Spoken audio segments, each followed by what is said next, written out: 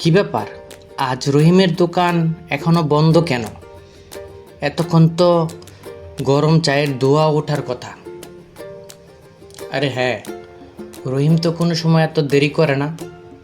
কোনো বিপদ আপদ হলো কি না? থাক, চল বাড়ি ফিরে যাই, আজকে আর চা খাওয়া হবে না, অন্যদিন। দুধের যে দাম, এভাবে চলতে থাকলে তো ক্ষতি হবে। তার চেয়ে বরঞ্চ দুধের সাথে পানি বাড়িয়ে দিই। চা একটু পাতলা হলেও লাভ দ্বিগুণ হবে।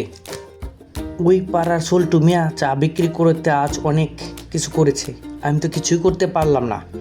তাই আমাকেও ওর মতন ধনী হতে হবে।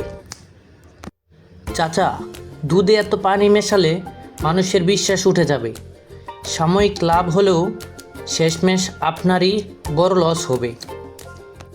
আপনি আমার কথা শুনেন, একটু ধৈর্য ধরেন, দেখেন আপনার অনেক ভালো হবে এবং সবাই আপনাকে ভালোবাসবে এবং চা খেতে আসবে। তাহলে কি করে চলবো বাবা? লাভ না হলে চলবো কিভাবে? সংসার চলবে কিভাবে? তুমি একটা উপায় বলে দাও আমাকে। খাঁটি জিনিস দেন চাচা। সততায় ব্যবসা করলে মানুষের দোয়া আর কাস্টমার দুটোই বাড়বে। আর আপনি আসবেন, মেম্বার চাচার সঙ্গে কথা বলে আমরা একটা মিটিংয়ের আয়োজন করতেছি।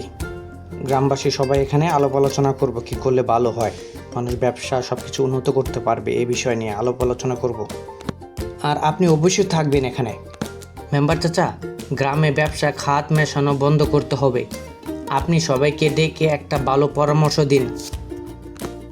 ঠিক বলেছিস বাবা, সততা হারিয়ে গেলে গ্রামটাই শেষ হয়ে যাবে।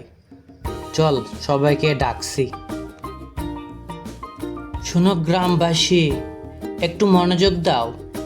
আমাদের গ্রামের শিক্ষিত ছেলে করিম তোমাদের একটা গুরুত্বপূর্ণ কথা বলবে। সে শহর থেকে এসেছে, সে তোমাদের ভালো চায়, তোমাদের জীবন মান যাতে উন্নয়ন হয় এই ব্যাপারে সে তোমাদের সঙ্গে আলাপ আলোচনা করতে চায়।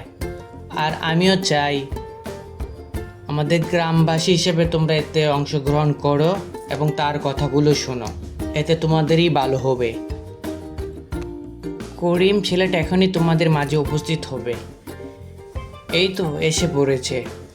আসো, শোনো, তোমরা মনোযোগ দাও ওর কথাতে, ওকে? চাচা আর ভাইয়েরা, অল্প লাভের জন্য ভেজাল দিলে গ্রামের বিশ্বাস নষ্ট হয়। আমরা সবাই সততার সাথে ব্যবসা করব এবং একে অপরের বিপদে পাশে দাঁড়াবো। কে বেশি লাভ করলো, কে বেশি বেচলো, ওর দিকে তাকাবো না। আমরা মানুষের সাথে ভালো ব্যবহার করব। কাস্টমার আসলে তাদেরকে ভেজাল জিনিস দিব না, তাদেরকে বলবো আমার সব কিছু খাঁটি ভালো জিনিস, আর ওরাও খাবে। আর বড় কথা হলো সততার মাঝে ব্যবসা করাই ভালো। তাহলে আমি আজ চলি, আশা করি আপনারা বুঝতে পারছেন। কি ব্যাপার? চুলায় কেতলি জ্বলছে কিন্তু চাওয়ালা চাচা কোথায় গেল? হ্যাঁ ফজলু বাবু, কি খবর? আরে আসছিলাম দোকানে কিছু কেনাকাটা করতে, কিন্তু দোকানদার তো নাই। শোনো বাবু, এই তো ওরা এখনই চলে আসবে। ওরা একটু পরামর্শ নিতে গেছে কীভাবে সততার সঙ্গে ব্যবসা করবে এই বিষয়ে। আর করিম তাদেরকে উপদেশ দিয়েছে, তাদেরকে বোঝাচ্ছে যাতে সততার সঙ্গে ব্যবসা করে। হ্যাঁ, তা তো খুব ভালো, আমাদেরও টেনশন নেই, আমরা এখন থেকে দোকানদার কাছ থেকে ভালো কিছু পাবো। হ্যাঁ বাবা করিম, তোমাকে ধন্যবাদ দিয়ে ছোট করব না। তোমার উপদেশে আজকে আমি ভালো কিছু করতে পেরেছি, এখন আমার দোকান ভালো চলে।